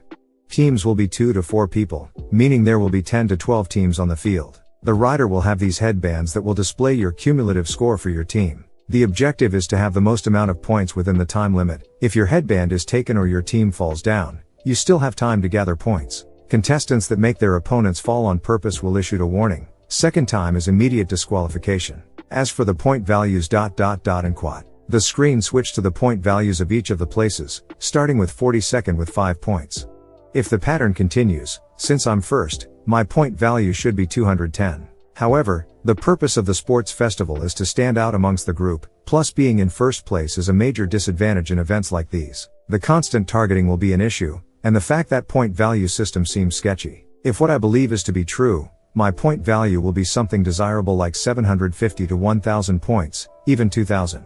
That's still pretty low than what I'm actually feeling ... and quad. Midoriya watched as the screen scrolled up as it gave the point values, and then it got to the top 3 scores, with Bakugo having 200 points and Todoroki 205. The green-haired boy gulped as it finally went up to first place, but didn't display a value. Midnight smirked as she grabbed everyone's attention as she then held her whip, pointing it at Midoriya. And for Izuku Midoriya, who placed first in the obstacle race, his value is... The screen then displayed his score, causing Midoriya's eyes to bulge out of its sockets. 10 million? Midoriya exclaimed as he felt bullets of sweat began to form on his back as he stared at the screen incredulously, and then bit on his thumb, hard. I see, so that's the condition I have. So my suspicions were correct, but it seems a bit extreme for my value to be that high. I'll expect that I'm the target for everyone as if they succeed and grab my headband, it's guaranteed first place for that team. Another problem is team composition. Since my value is so high, people will avoid teaming up with me. Also, I'm being stared at ... and quad. He looked around as everyone looked at him. I see. Since his value is so high ... and quad. Everyone's stares became hostile as everyone began to paint him as the main target for the event. Midoriya then looked at Midnight, who had a devilish grin on her face as a timer appeared on the screen for 15 minutes.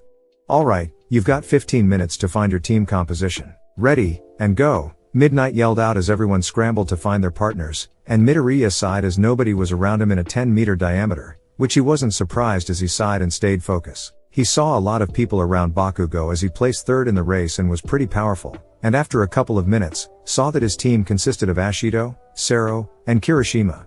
Ashido has her acid that can deteriorate, Sero can use his tape as a sort of rope for pulling in, and Kirishima for defense. That's not a bad team at all. And quad. Midoriya thought as he continued to search with 8 minutes left. After roaming around the area he then saw Todoroki's team, which consisted of Ida, Kaminari, and his girlfriend. He didn't think too much of it, but he admitted that the team composition was very dangerous. Ida for speed, Kaminari for attacking, and Momo for insulating and defense, and Todoroki's ice for a good measure. That team will be very difficult to handle, but it shouldn't be all that bad, because Todoroki's refusal to use his left side. That means, I can use that to my advantage. Now, I need to find some team members ... and quad. He was brought out of his thoughts and turned to see Uraka smiling at him. Let's team up, Deku. Midoriya felt happy that she wanted to join him, and that also went well with some of his strategies, but above all else, she was his friend. He nodded and she smiled as they continued to search for more people to join up with 5 minutes left on the clock. Midoriya saw that people were beginning to wrap up their team compositions, causing him to grow more tense, not noticing the figure approaching him from behind. Hiya, first place.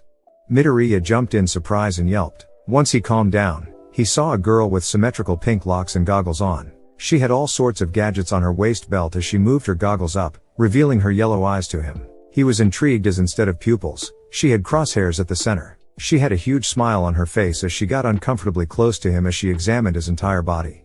I was wondering if I could be on your team. Since you're in first place and going to get all the spotlight, I'd figured that being on your team will help me showcase my babies to the world. Oh, name's Mei Hatsum, pleased to meet you, Muscles. And quad. She said as she was behind him, feeling his body, causing him to lose all sense of feeling while Uraka was yelling at her to stop. After that, Hatsum showed off several of her gadgets, including jet packs, which Midoriya recognized them as the ones that the pro hero air jet uses, which got the both of them into a friendly conversation, much to Uraka's confusion. We still need one more person, and if my luck is great ... and quad. Midoriya wandered off until he saw a familiar figure watching the rest of the teams. Once he reached his target, Midoriya began to explain the role that he was going to play for his team. I see, so you want me to focus solely on defense. Very well, Midoriya, me and Dark Shadow will join your team. And quad. Tokoyami said, causing Midoriya to smile as the two of them made their way back to Hatsune and Uraka as there was just 2 minutes left. Everybody had their teams ready and were waiting for the final countdown. Midoriya exhaled as he was trying to calm his nerves, but suddenly felt his consciousness being warped to somewhere away from his body, and began to panic as he didn't know what was happening.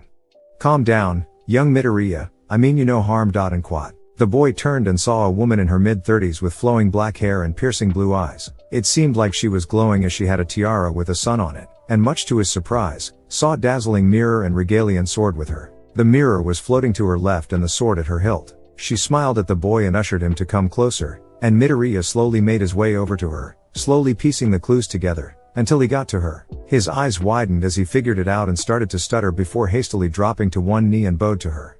Your Lady Amaterasu, and quat. Midoriya couldn't formulate a complete sentence, causing the goddess to chuckle and placed her hand on his shoulder.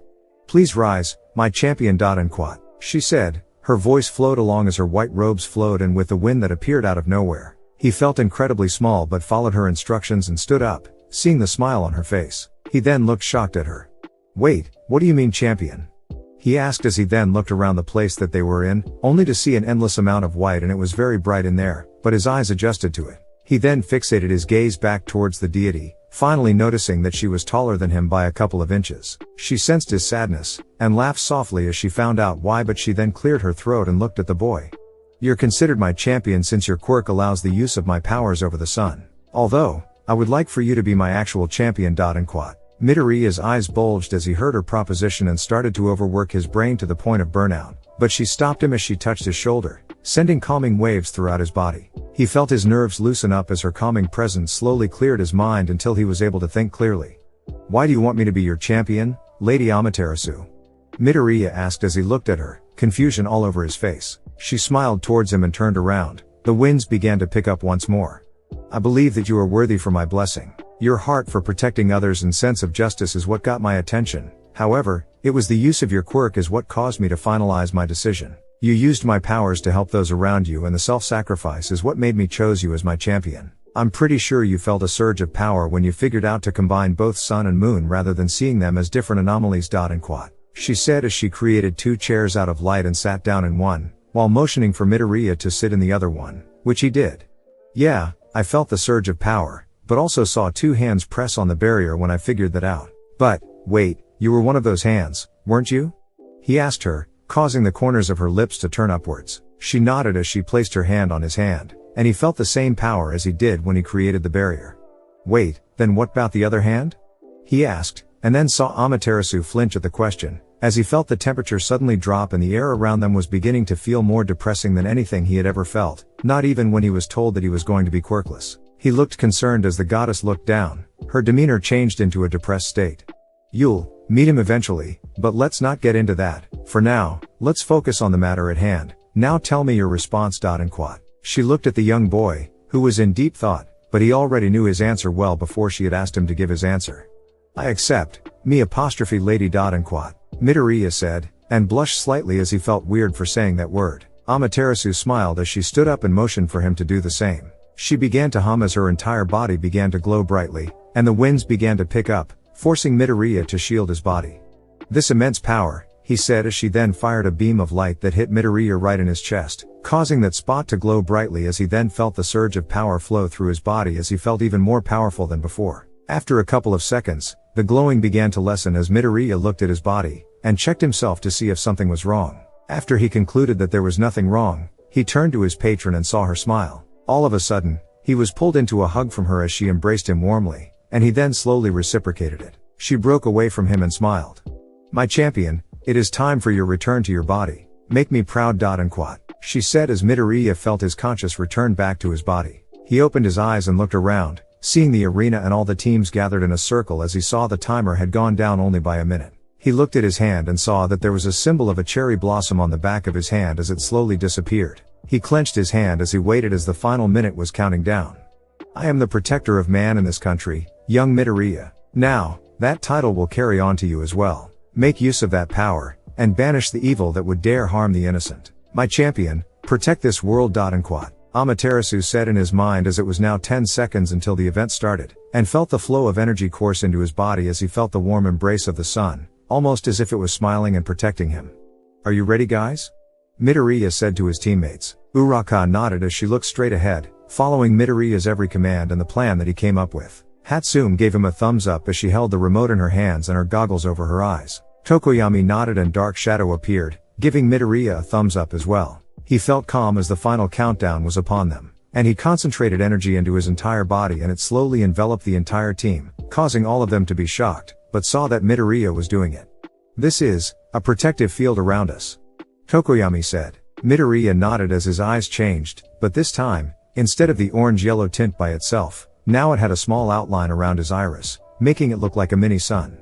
3, 2, 1, the cavalry battle begins, now, Midnight exclaimed, causing the crowd to roar with cheering. And just as Midoriya predicted, almost all of the teams went straight for him as a barrage of attacks came directly at them. Midoriya held his hands out and a pulse of lunar energy washed over him as he sprung multiple barriers all around him and his team. The attacks from the other teams were blocked by the barriers, and some of them were even absorbed. Uraka gave Midoriya a smile as they used the commotion that the barriers caused to move out of their original area to get some breathing space using Hatsume's jetpacks and Uraka's zero gravity. Midoriya noticed that he was still being chased by Toru's group as Jiro used her boot speakers to slow their progress and unbalance them, but Hatsume stopped her by throwing a device that short-circuited the boots, which earned Midoriya a few spew of curses from the earjack user. "Good work, Hatsume. Your gadgets sure are amazing," Midoriya said to the inventor. She looked up at him and smiled widely, and then quickly pressed the remote in her hands to deploy a shield that blocked an attack from an opposing team. Tokoyami then took the initiative to block incoming attacks and used Dark Shadow to gain some distance from more teams. Uraka then released her quirk as they were now on the opposite side of the area from where they started, seeing that Midoriya's barrier had trapped Bakugos and a couple other teams. He scanned the area, seeing that everyone wasn't focused on them for the time being. "Alright kids, 10 minutes left." Midoriya looked shocked as the starting time was 30 minutes, meaning that they've been dodging and weaving around other teams for 20 minutes, which showed as both Hatsume and Uraka were panting while Tokoyami had beads of sweat coming down his forehead. He felt a little bit tired too, but he clasped his hands together and tugged at his energy. A beam of light came from up above and engulfed the team, basking them in the rays of the sun and restored their energy and got rid of their fatigue. "Wow, muscles, was that your doing?" Hatsume said as looked at Midoriya. Her smile was unwavering. He nodded and then turned to Tokoyami and Uraka, who had intrigued looks on their faces. "The ability to remove any negative conditions on the body such as fatigue and sickness. I'm once more impressed on your quirk's abilities," Midoriya and Quat. Tokoyami said as he then began to watch out for incoming groups. Uraka noticed that her nausea was gone and she felt completely fine. "My nausea's gone. Wow. Deku, your quirk is amazing," Uraka said. Midoriya smiled, but then noticed that the fighting going on in his barrier grew more and more intense, which forced him to release it as it was draining him of his energy because it's taking damage. He exhaled as he then saw Bakugo's group going straight for them, which caused Midoriya to sweat drop. "Deku," Bakugo yelled out as he jumped from his group and fired off an explosion, but Tokoyami blocked it. Sero then used his tape to reel in Bakugo as the two teams were watching the other for any movements. "Uraka, Hatsume, now," Midoriya said, and the two girls nodded as the jetpacks powered up. They barely managed to dodge an attack from Todoroki as his group joined in. 5 minutes left. Present Mike's voice boomed over the loud cheering. Midoriya felt nervous as he had to deal with Bakugo and Todoroki, plus any other team should they try and face the other two. "Damn you, icy prick. Deku is my target," Bakugo yelled at Todoroki, who just looked at him before sending shards of ice at the blonde, but were easily taken care of by Ashido's acid. Soon, both of them were staring each other down as both were ready to duke it out, but that gave Midoriya just the amount of time he needed as he motioned once again to his team members and with Midoriya's ability to mask the sound of anything, was able to successfully escape the dangers. "Tokoyami, up front." Tokoyami quickly blocked an attack that came from Class 1B Zebra Shiozaki, the vines dancing around Dark Shadow as they tried to get past the sentient, but was unable to as Midoriya launched several blades of light that severed many of the vines. Dark Shadow then was able to get rid of the rest. After a brief scuffle with Class 1B's Tetsu, they managed to repel their attacks and retreated away from all the action. However, Midoriya felt something wrong. "Hatsume, do it now." The pink-haired girl looked confused, but did so anyway and pressed the button, causing the jetpacks to activate and they quickly dodged to the left. Midoriya saw Todoroki's team zoom past by them, and tried to grab the headband around his neck, but the green-haired boy sent a small ray of light that stopped him from grabbing it. Both teams were looking at each other, but Midoriya saw Ida's engine had stalled, So he took action and shoot several rays of light at the group, but Yaoyorozu created a mirror and reflected the attack, sending all over the place, even hitting a couple of teams in the process. I should have figured that Momo would come up with that. Can't say I'm surprised. And quat. Midoriya said as he felt a presence behind him and quickly launched a wave of light, hitting Bakugo's chest dead on, sending the blonde flying, but Sero managed to catch him and then flung him straight at Midoriya. The bloodlust on Bakugo's face was apparent as he was getting ready to rip Midoriya's face off. But, Midoriya was ready as he quickly parried the fist so that it directly came into contact with Bakugo's face, and then used that momentum from Sero's throw to throw him at Todoroki's group. Tokoyami, Midoriya yelled, and he nodded, sending Dark Shadow to block attacks coming from Ashido, Sero, and Kirishima. Uraka used her quirk to float Hatsume's bombs over to Todoroki and release them once they got close enough, alarming them. Yaoyorozu tried to deflect them while Kaminari tried to short-circuit them, but it was too late as the bombs exploded, covering all of the substance that stuck all of them together. Midoriya sighed in relief and smiled at Hatsume, but then noticed the glare that Todoroki was giving as he then saw the flames that emerged from his left side. Time's up. Present mic boomed over the intercom as everyone stopped what they were doing. The flames on Todoroki's left side vanished as the Fire Ice user looked at his left hand in surprise, but noticed that they were still stuck in the substance that Hatsume made, and Bakugo was spewing out profanities as he was stuck to Yaoyorozu's mirrors. Midoriya sighed and jumped down from his position, stretching his limbs to loosen them up.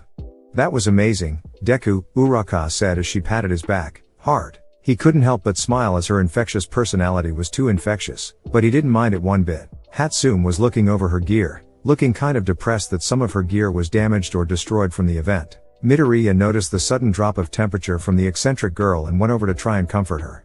Look, Hatsume, Midoriya was cut off as he was suddenly grabbed by Hatsume. Her face was beaming with happiness and excitement.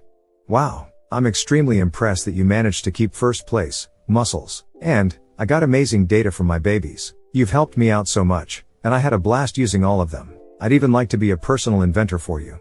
Midoriya's eyes bulged as he looked at her with confusion, all the while her huge smile on her face never leaving her face. Oh really? Hatsume, why would you say that? Midoriya stuttered out as he rubbed the back of his neck sheepishly. Hatsume cocked her head to the side and smiled. Why not? I feel like you're going to be something big in the future, so, I'd like to use now as an opportunity to present my babies to the world. Plus, it helps you out as I can upgrade your uniform and anything else you need made to better suit your hero career. Not a bad agreement, eh? Hatsume said as she leaned forward right into Midoriya's face, causing him to blush and backed up. He did think about her proposition, which he saw no drawback whatsoever, plus she is petty amazing with her babies and oppas. After thinking about it for a couple of minutes, he looked at her and nodded. Hatsume grinned widely as she clasped both of his hands and shook them. Thanks, Muscles. I'm sure this relationship will be crazy good. Midoriya chuckled nervously as he almost started to regret his decision, but held it back for a later date. Tokoyami stood there as he looked around the arena, seeing the teams all waiting around for the results of the event. Midoriya rubbed his forehead as he sighed exasperatedly from the conversation with Hatsume, but was happy that she would help him out. He then saw the substance that the inventor made begin to dissolve, and soon after, it was completely off of Todoroki's group. Midoriya felt the glare coming from Todoroki, but didn't pay heed to it as he saw Yaoyorozu, Kaminari, and Ida walking up to him. I must say, you caught me by surprise as you dodged my burst of speed. I'm very impressed by that, Midoriya and quat. Ida said as he pushed up his glasses. Midoriya put both of his hands in front of him and shook them. Oh, that was nothing, Ida. I'm more interested with that burst of speed you pulled. You traversed about half of the stadium in less than a couple of seconds. That's really fast, Midoriya exclaimed, causing the glasses boy to smirk as he rubbed his nose. Kaminari chuckled as he slung his arm around Midoriya and Tokoyami. I must say, you two were amazing out there, and even Uraka and that other girl you had were pretty amazing as well. Kaminari smiled as he looked at the two of them. Midoriya chuckled at his friend's actions as he then looked at Yaoyorozu, who had a solemn expression on her face as she looked at Midoriya. But, he just smiled at her and walked up to her. Hey, and quat. Midoriya looked at her as she turned away from him, causing him to cock his head to the side in confusion. He placed his hand on her shoulder and turned her around, seeing her worried expression as she didn't meet his eyes. He looked at her and sighed as he figured it out and looked at her. Look, I'm not mad that you joined Todoroki. I know you have your reasons of doing so, and I respect that. Plus, I was really amazed on how you thought up of using mirrors to counter my solar powers. And quat. He said as a tinge of red appeared on his cheeks as he turned to the side and scratched his cheek. She looked at him stunned before chuckling softly and smiled at him. After that, It was uneventful as people were chatting it up with other people, except for Bakugo as he was yelling out curses at Midoriya and Todoroki for beating him once again. Midoriya just sighed in annoyance as he noticed that the intercom came back on. Okay everybody, here are the scores. In first place, Team Midoriya. Second, Team Todoroki. Third, Team Bakugo. And fourth, Team Shinso. Those be the 4 teams that will advance to the final event of the festival. Everybody give a round of applause to them. Present Mike said, and right after that, they were all told that lunch will be served in 10 minutes, so everyone made their way to the cafeteria. Midoriya felt relieved as his stomach was grumbling since he didn't eat breakfast and was about to join Jiro and Tsuyu as they were the closest after everyone mixed in together. He was talking to the 2 of them, but then felt someone place their hand on his shoulder and pulled him back, causing the 2 girls to be alarmed. The green-haired boy looked back and saw Todoroki. Midoriya, come with me. He said and walked away, causing Midoriya to look at him in confusion, but reluctantly followed him. Jiro and Tsuyu looked on with worry, but Midoriya assured them that nothing wrong was going to happen. Jiro, can you tell everyone that I'll be a little late to lunch? He asked her, which she nodded. He sighed in relief and began to increase his pace to catch up to Todoroki. They traversed the stadium until they reached one of the exits and he leaned on one of the walls, and Midoriya took the other side as he waited for Todoroki to talk. I'm going to be blunt about this, are you All Might's bastard? Todoroki said, causing Midoriya to look at him in confusion, but he shook his head slowly, which garnered a sigh from the Fire Eyes user.